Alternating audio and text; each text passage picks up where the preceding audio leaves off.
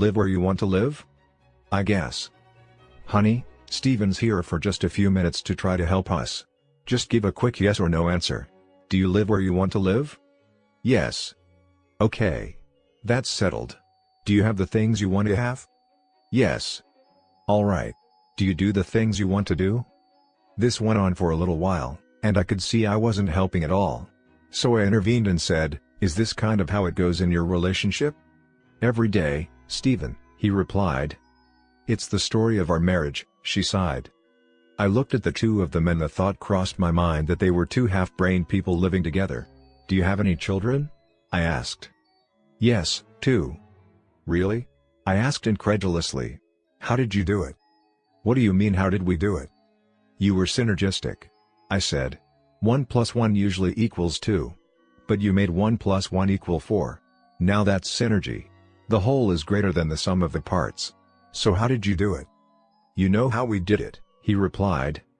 You must have valued the differences. I exclaimed. Valuing the differences.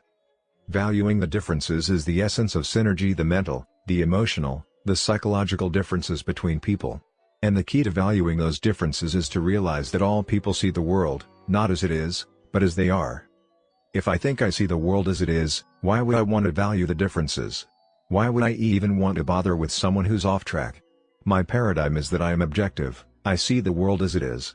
Everyone else is buried by the minutiae, but I see the larger picture. That's why they call me a supervisor. I have supervision. If that's my paradigm, then I will never be effectively interdependent, or even effectively independent, for that matter. I will be limited by the paradigms of my own conditioning. The person who is truly effective has the humility and reverence to recognize his own perceptual limitations and to appreciate the rich resources available through interaction with the hearts and minds of other human beings. That person values the differences because those differences add to his knowledge, to his understanding of reality. When we're left to our own experiences, we constantly suffer from a shortage of data. Is it logical that two people can disagree and that both can be right? It's not logical, it's psychological. And it's very real. You see the young lady, I see the old woman. We're both looking at the same picture, and both of us are right. We see the same black lines, the same white spaces. But we interpret them differently because we've been conditioned to interpret them differently.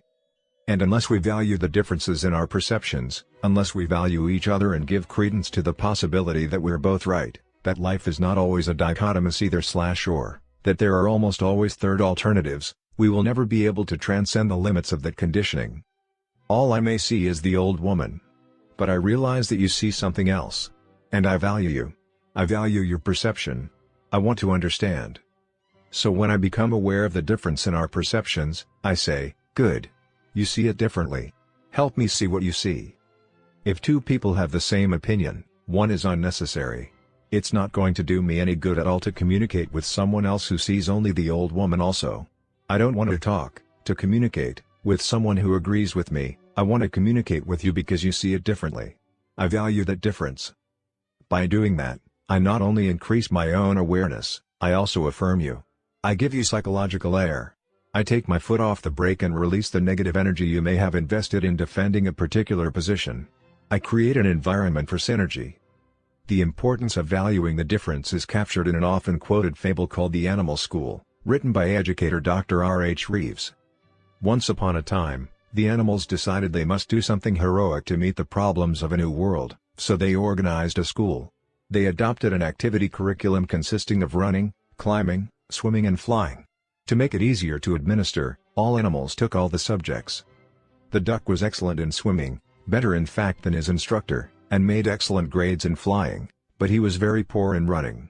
Since he was low in running, he had to stay after school and also drop swimming to practice running. This was kept up until his web feet were badly worn and he was only average in swimming. But average was acceptable in school, so nobody worried about that except the duck. The rabbit started at the top of the class in running, but had a nervous breakdown because of so much makeup in swimming. The squirrel was excellent in climbing until he developed frustrations in the flying class where his teacher made him start from the ground up instead of from the treetop down. He also developed Charlie horses from overexertion and he got a C in climbing and a D in running. The eagle was a problem child and had to be disciplined severely. In climbing class he beat all the others to the top of the tree, but insisted on using his own way of getting there. At the end of the year, an abnormal eel that could swim exceedingly well and also could run, climb and fly a little had the highest average and was valedictorian. The prairie dogs stayed out of school and fought the tax levy because the administration would not add digging and burrowing to the curriculum. They apprenticed their children to the badger and later joined the groundhogs and gophers to start a successful private school. Force field analysis. In an interdependent situation, synergy is particularly powerful in dealing with negative forces that work against growth and change. Sociologist Kurt Lewin developed a force field analysis model in which he described any current level of performance or being as a state of equilibrium between the driving forces that encourage upward movement and the restraining forces that discourage it. Driving forces generally are positive, reasonable, logical, conscious, and economic. In juxtaposition, restraining forces are often negative, emotional, illogical, unconscious, and social/psychological. Both sets of forces are very real and must be taken into account in dealing with change. In a family, for example, you have a certain climate in the home, a certain level of positive or negative interaction, of feeling safe or unsafe in expressing feelings or talking about concerns, of respect or disrespect in communication among family members. You may really want to change that level. You may want to create a climate that is more positive, more respectful, more open and trusting. Your logical reasons for doing that are the driving forces that act to raise the level. But increasing those driving forces is not enough. Your efforts are opposed by restraining forces, by the competitive spirit between children and the family, by the different scripting of home life you and your spouse have brought to the relationship, by habits that have developed in the family, by work or other demands on your time and energies. Increasing the driving forces may bring results for a while. But as long as the restraining forces are there, it becomes increasingly harder. It's like pushing against a spring. The harder you push, the harder it is to push until the force of the spring suddenly thrusts the level back down. The resulting up and down, yo-yo effect causes you to feel, after several attempts, that people are just the way they are and that it's too difficult to change. But when you introduce synergy, you use the motive of habit 4, the skill of habit 5, and the interaction of habit 6 to work directly on the restraining forces. You create an atmosphere in which it is safe to talk about these forces. You unfreeze them, loosen them up, and create new insights that actually transform those restraining forces into driving ones. You involve people in the problem, immerse them in it, so that they soak it in and feel it as their problem, and they tend to become an important part of the solution. As a result, new goals, shared goals, are created, and the whole enterprise moves upward, often in ways that no one could have anticipated. And the excitement contained within that movement creates a new culture. The people involved in it are enmeshed in each other's humanity and empowered by new, fresh thinking, by new creative alternatives and opportunities. I've been involved several times in negotiations between people who were angry at each other and hired lawyers to defend their positions. And all that did was to exacerbate the problem because the interpersonal communication deteriorated as it went through the legal process. But the trust level was so low the parties felt they had no other alternative than to take the issues to court. Would you be interested in going for a win/win solution that both parties feel really good about? I would ask. The response was usually affirmative, but most people didn't really think it was possible. If I can get the other party to agree, would you be willing to start the process of really communicating with each other? Again, the answer was usually yes. The results in almost every case have been astounding. Problems that had been legally and psychologically wrangled about for months have been settled in a matter of a few hours or days. Most of the solutions weren't the courthouse compromise solutions, either. They were synergistic, better than the solutions proposed independently by either party.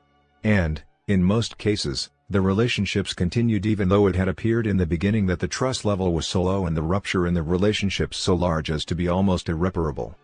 At one of our development programs, an executive reported a situation where a manufacturer was being sued by a longtime industrial customer for lack of performance.